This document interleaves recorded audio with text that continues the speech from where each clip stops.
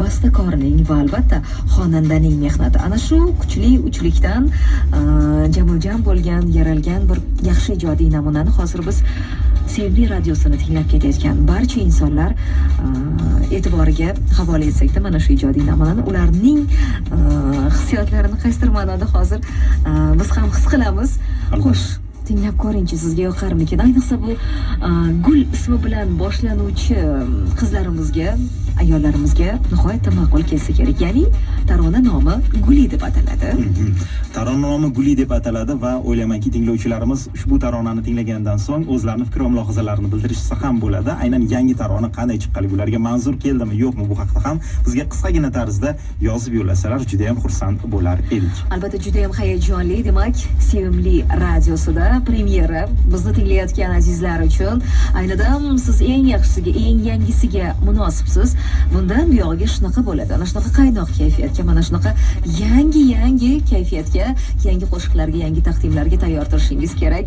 Va yo'lda hozir tirbandliklar boshlangan shu fursatlarda ijodkordan San'at Parmonovdan siz uchun maxsus yangi tarona Guli. Birgalikda eshitamiz.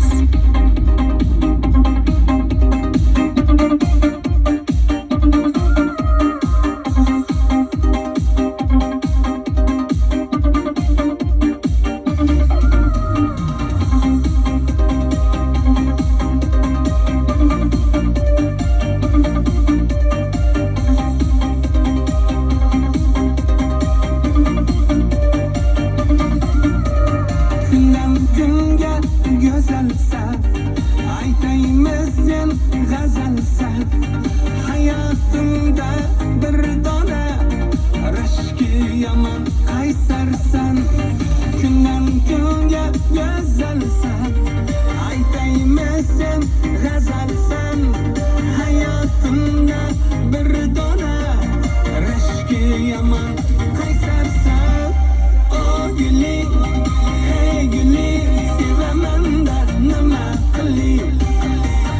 O Guli, hey Guli, sevaman da nima qilay?